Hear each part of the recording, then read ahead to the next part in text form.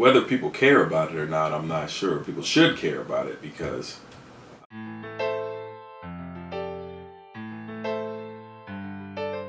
No, I really don't engage in primary politics. People need to vote because your voice makes a difference.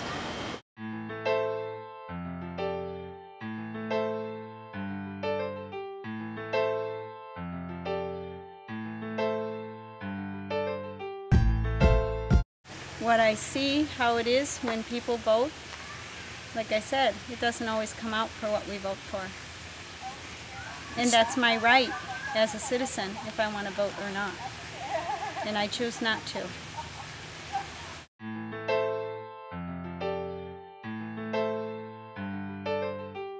No, I really don't engage in primary politics.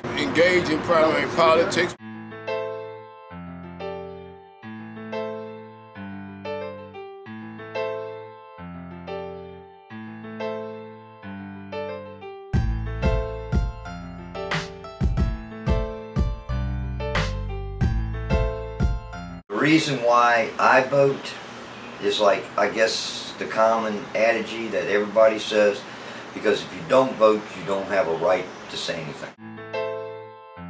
All I want my government to do is protect me, okay? That's all I want them to do. I think voting is important because we were not allowed to vote. I believe that our ancestors fought very hard for us to have that right, for us to have that voice, even though I don't necessarily believe we have the voice that we have been illusioned to have.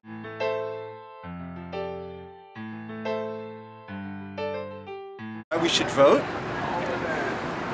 because, quiet as it's kept, most people look past the obvious. that is a right that is so essential to our society. The right to cast your vote, one man, one vote, and basically shape the way the country is run today. I think for the longest time, I actually didn't vote because I didn't believe that to be true.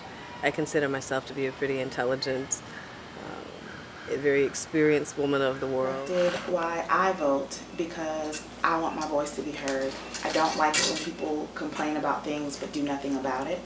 I also chose that because I want my child to know that I vote for him.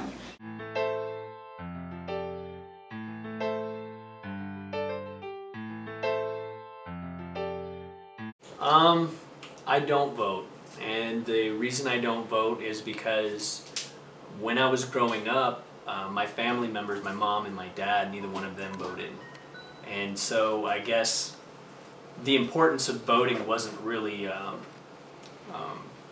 taught to me when I was a child.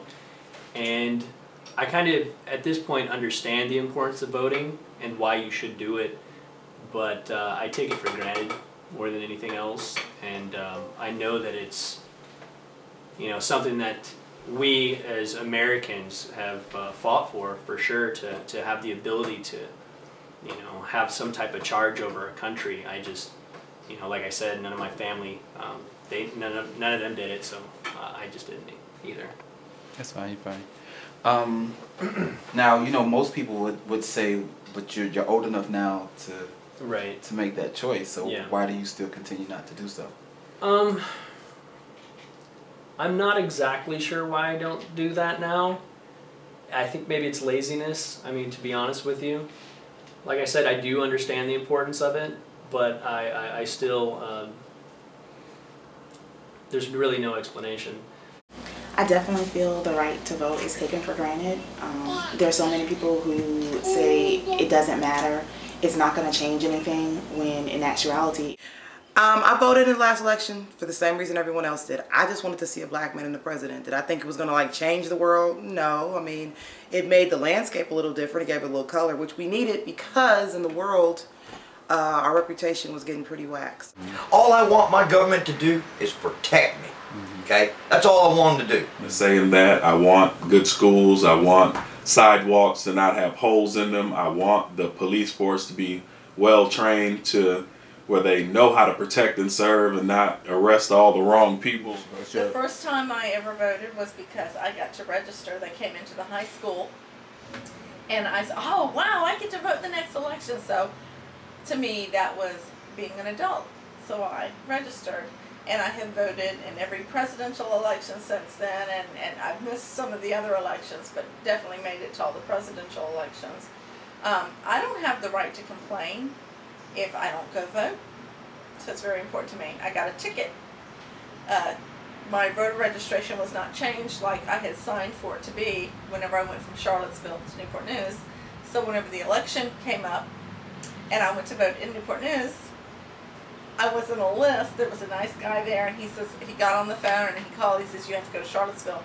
Well, I had a little bit of time to go 2.5 hours away.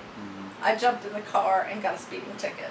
And I tried to explain to the officer, I'm just trying to do my civic duty. He gave me a ticket anyway. It's all fine and good, but I made it up there to vote. It's really important, yeah. But sometimes perception, no, most times perception is reality. I hear all the time people complaining about the fact that it doesn't matter. The Electoral College is going to pick the president anyway. But at the end of the day, it's something that we need to be out there doing. We need to let people know how we feel, because, you know, if you don't mind, it doesn't matter, but I do mind. It does matter to me. The problem with society is the imbalance of power. You have a large disparity between the haves and the have-nots. And until that disparity shrinks or becomes manageable, there'll be a small amount of people with a large amount of power that influences basically the masses. And if history tells us anything, there's going to be a lot of have-nots who want that power, and they're going to do a lot to take it. The biggest problem I would say is, I believe there's a lot of prejudice, even though it's not admitted. And we should not be judging one another. We should be caring and helping one another. If I am blessed, I should bless you if you are less fortunate than me. If I can. If I can help you in any way, I should do that freely. the biggest problem I would say is,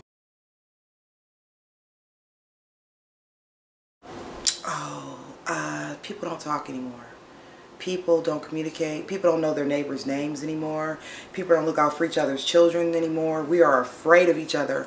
I don't own a television anymore, so I don't watch the news. And since I've stopped watching the news, I have a less cynical worldview and a less cynical view of people. You know, like I said, we've lost our humanity. You know, all we have to do now is, you know, go to work, make sure that we have the proper income to take care of our kids, make sure that, you know, they're getting the education that they need to have, you know, and then instead of, you know, passing down values, morals, ethics, you know, things like that to your children, just because you're moving on so fast, you'd rather get the attention of your children by, like, giving them an iPhone, or, you know, giving them an iPad, or, you know, whatever the latest thing is. You either have to live in the fast lane at all times, or you get lost in translation with every bit of commotion that's constantly going on. And a lot of the social issues that we deal with today, I think many of those individuals that are living a better life than the 99%, we were speaking about the 1% of those people that are basically in charge of the country.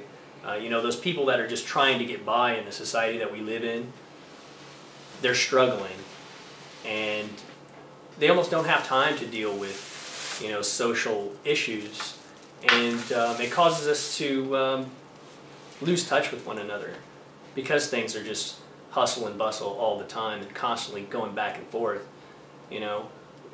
Like the movie Crash, I don't know if you've ever seen it, but that's kind of how it is anymore. You literally have to crash into somebody in order for you to take a moment and take that time to just communicate with somebody. Part of the world's problem as we speak is that concentrated wealth and capital are already transnational. Our moneyed class collaborates with the moneyed class in supposedly communist China.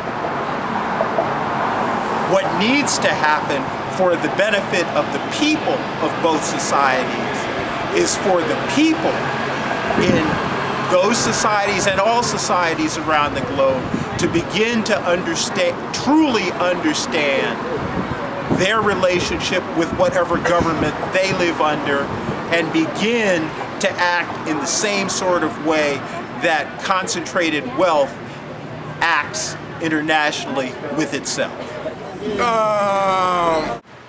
So now we're allowing gays to marry. The Bible states man shall not lay with man. And you know what the second part to that is? And I guess we're going to change that rule now. Man shall not lay down with animals. Okay? Side by side, it says it in the Bible.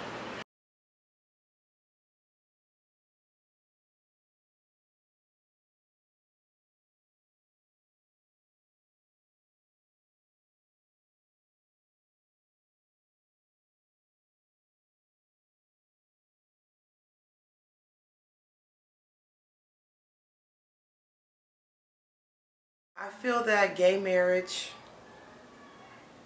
is just two people want to get married. I'm not opposed to it. I'm not opposed to homosexuality. I don't understand it. I'm not going to sit here and grandstand and say I'm all for gay rights or anything but I don't understand on a basic level. Like, I'm a woman who really enjoys penis, so I'm confused by women who don't. Doesn't mean I dislike lesbians. It just means I don't understand them. I mean, I'm sure they get up and, you know, put their panties on just like I do.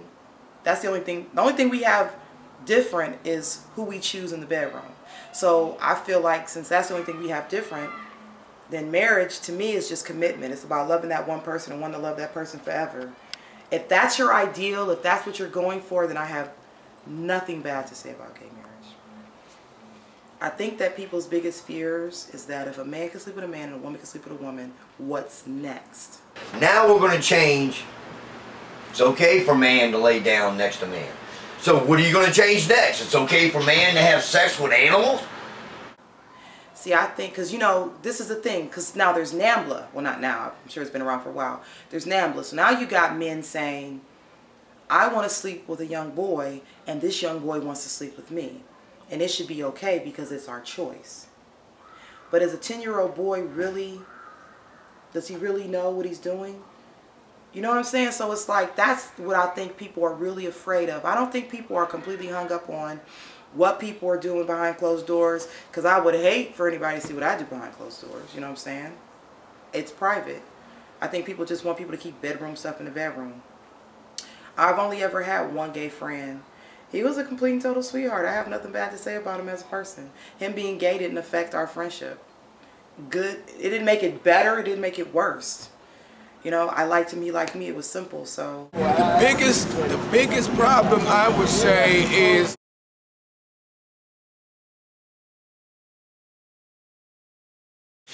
gay marriage. I don't have a problem with it. It depends on why you're doing it.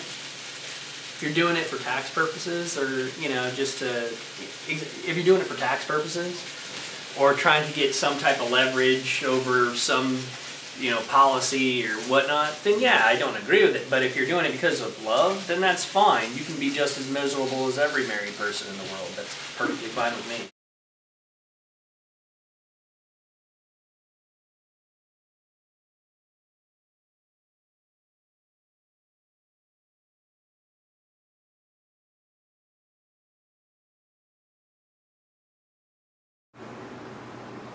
I am going to say, I have a lot of things going on in my head, but I'm going to say probably, because I'm grabbing at things like, you know, homosexuality and, you know, which you know, can cause, you know, I guess disappearance of the race, you know, if women are women and men are with men, and then, you know, AIDS, but I'm really just going to have to, if I have to just put it in one category, I'm going to say the youth, because really, as we, like I said, with the whole rock the vote, the whole nation thing, like we saw what can happen if we all guide them in a direction. If the images and the messages that we're getting to them is united and is something positive, we know what we can get them to do, and it changes big things because they are the future, because they regulate, you know, what kind of clothes are, you know, the economy. I know everything I buy is not for me. Most of the stuff I buy is for what my children want. That's where most of my money go. So I feel like our biggest problem right now is the youth, the lack of attention, the lack of love, the lack of building, developing, constructing, and just no focus on them, just letting them run amok and worrying about them when they become older.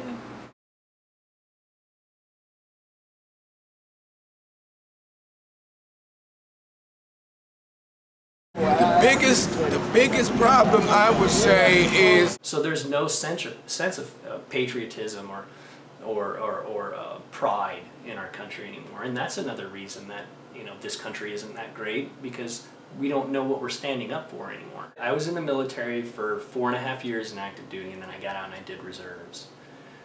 Yeah, the reason I did it was because I had my back against the wall and I had to make a decision. And I did, and I was proud of myself for doing it. But when I was in the military, the lack of respect that I got from the community was appalling. You know, I would rarely get anybody saying, you know, thanks for serving my country, or, you know, you know, you're really brave for getting into the military, I really respect that, or, you know, nothing. I would from time to time, but, you know, back in the day, World War II and prior to that, you were a superhero in the eyes of children, men and women in the United States. You know, so those people were very patriotic and they loved their country. Nowadays, if you have a bumper sticker on the back of your car that says, I support my troops, that's as far as you go. See, parents used to sit down in families and have conversations with children, okay?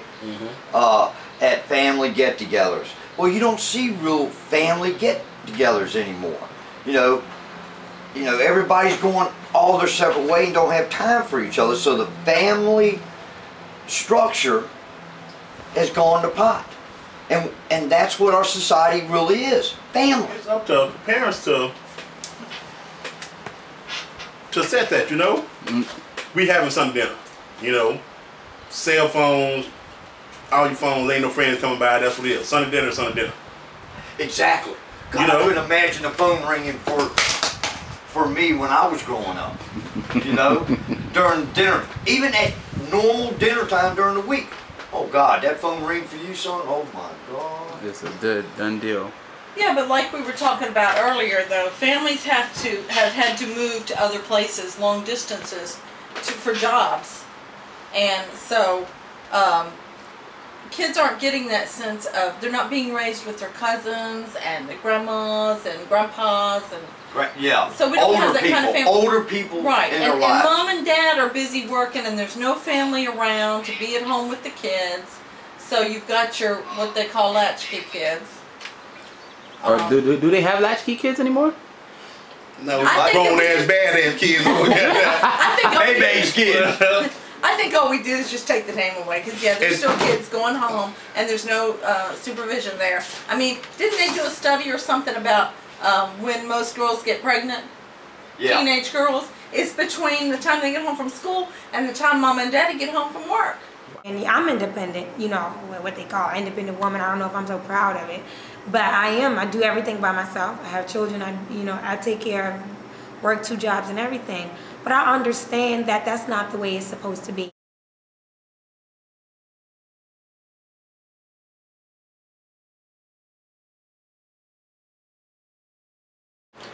The worst feeling on this planet is to be a father and not support your family. That is the worst feeling to me as a man or father or husband, that I can't support or help my wife.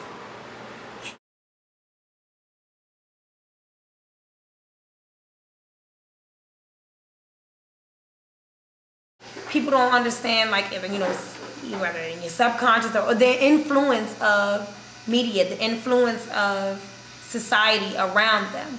and the subliminal messages, things that are really, if you're not strong, if you're not in tune, are really gonna govern the way you think and the way you act. You said, what is the one thing that you think would change this world? Actually, it would be, I'd have to change that and say families. Besides holding government accountable, but families.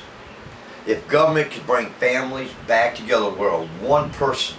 See, with so many pressures on you, why do you think the divorce rate's high? Okay? We are human beings first. You know, we allow certain things to influence us more today than we did yesterday. Okay? Experience. There's that word again. And because we don't have ways to express and get things off our back like we used to in society, we keep everything bottled up and then we snap, you know, like these kids are doing, because you don't have family infrastructure anymore. The biggest, you know, don't hold it with law, because it's not gonna, you know, it's not gonna have a profit at the end, you know, because that's why most of it is going downhill now. You know, just like they said, Exxon, when we went to that first one, gas was $4.90 a gallon. That same year, Exxon had $100 million profit. No.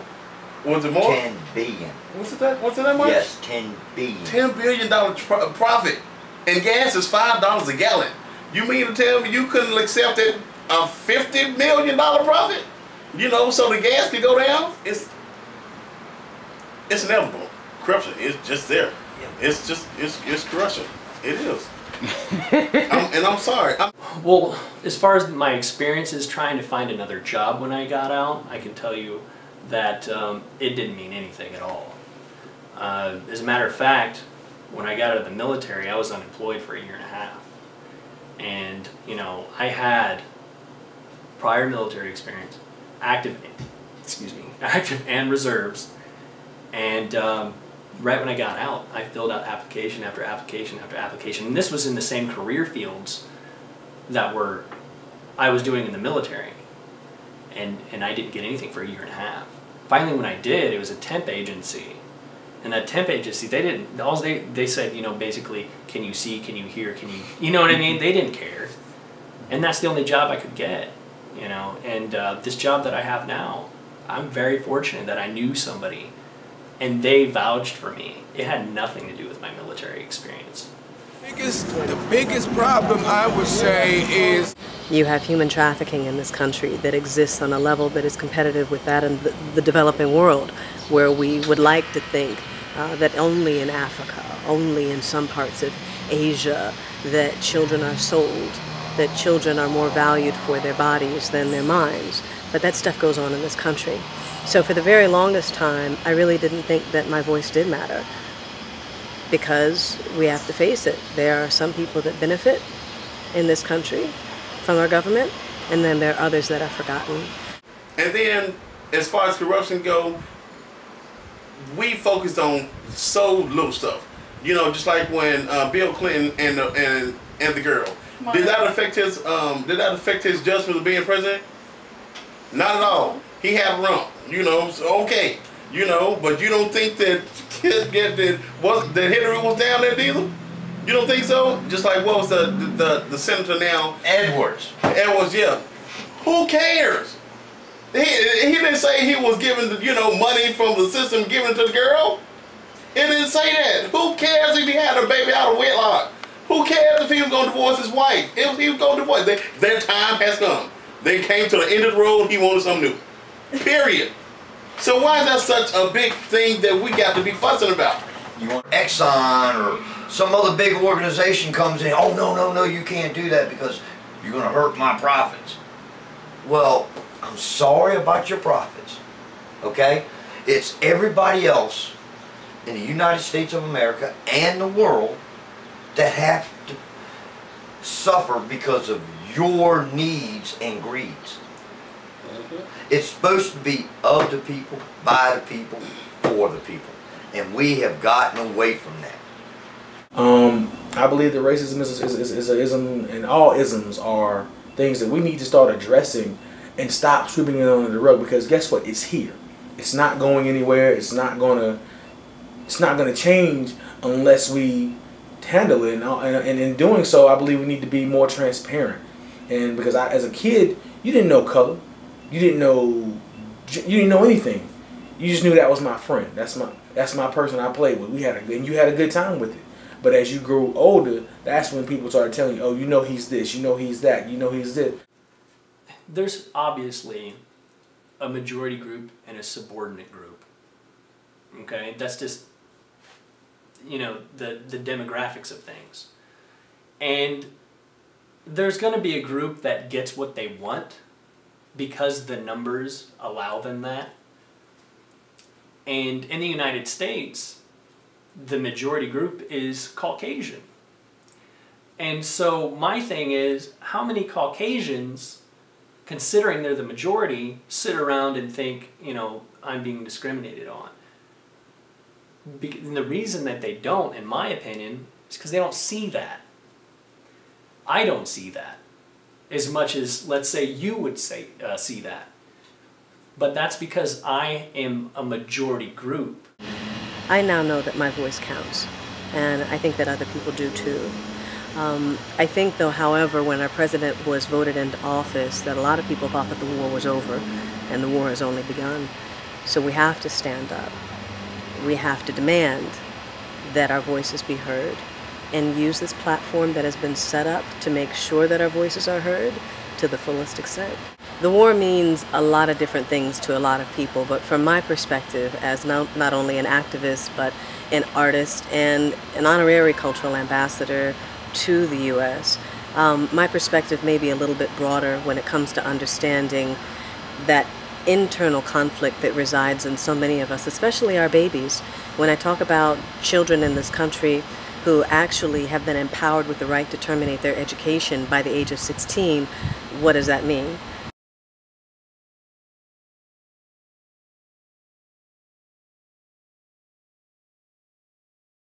For most of the country, that means you're almost out of high school.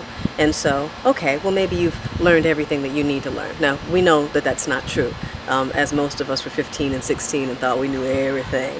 However, in certain parts of this country, depending on what your economic class is, terminating your education at 16 means most of our babies have only finished a 7th or 8th grade education. Yeah. Because they've been left back so many times because they didn't have access to programs that pushed them in reading, in writing, and mathematics, and the sciences, that our children are only graduating with a junior high school level education. And what can you possibly do with that, especially in an economy today where we have PhDs, and I know some of them, PhD professionals who are washing dishes in restaurants, who are serving burgers and fast food in the fast food industry, who are sweeping streets, because even in this economy and even with that level of education, it's difficult to get a really good job. I believe that we all should get together under one universe, no matter where we come from, what walks of life, and we could make it better if we all choose to make it better. We have choices. We can either make the world better with all nations under this one big, beautiful universe, or we can choose to destroy it and destroy each other or destroy our own self at times. Everybody in the United States, once they reach the age of 18 years old, should join the military, at least 2 years. You know, because there's a lot of people out there that think they know everything, and they think they can do whatever they want. And, you know, the military, though there are some issues with the military, it'll straighten people out. It'll give them a sense of respect. It'll give them the ability to respect themselves. And it can instill pride in people that they might not have. And so I think a minimum 2 years in the military would be great for the United States. I mean, we have a lot of people in this world that don't care because they haven't, you know, been taught to care, if you will. And the military will do that to you. So they would join the military in order to get a sense of care or pride? Pride, yeah. Yeah, pride, unity, patriotism. And I talk to strangers now. I talk to strangers all the time. I've never been abducted or, raped or had my drink spiked. I'm not saying those things don't happen. Obviously they do. They haven't happened to me. And I go out into the world every day. And I think that's what happened. We stopped talking to each other. We stopped relating to each other. We really have believed the hype that we're so different. Because you go to a different church, or because you're a different color, or you wear your hair a certain way, or the music you listen to, or the clothes you wear have made you different from me. Therefore, we're not connected. But there's way more similarities than differences. Education is the only magic bullet that we have, because when you raise the level of consciousness, and then people will know that racism was a stupid idea to begin with, that because my skin's darker I'm less intelligent. To an educated person that sounds ridiculous. To the less educated it sounds like maybe there's something to it. And I can go on and on about women not having the ability to rule and lead. They're emotional. To an educated person, we look at the women in power, and you look at Condoleezza Rice. I've never seen her get emotional. Matter of fact, she scares me a little bit. But you look at those type of women, and you know that that's foolish. But I do have an education, and some people who don't will fall into those traps and the stereotypes.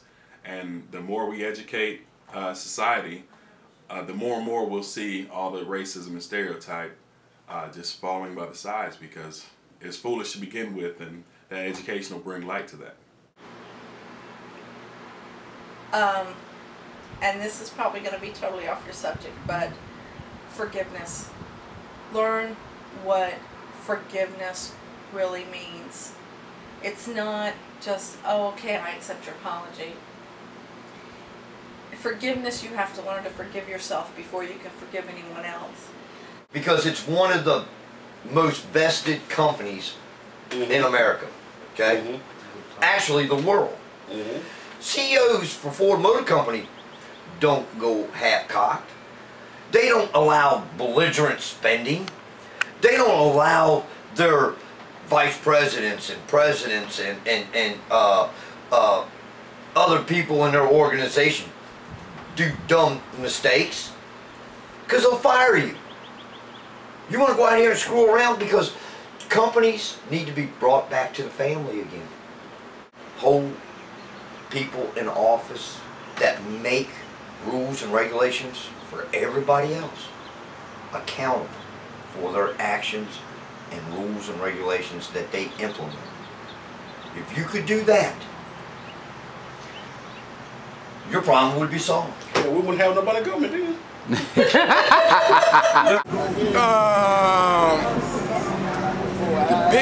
The biggest problem, I would say, is materialism, despiritualization, the American value system, the European Western value system, which is acquisition of the object through a despiritualization, which is, how would I say, turning away from the universal law of things, the natural law of things. I think that's the biggest detriment to society, you know, particularly us as a community, you know, yeah.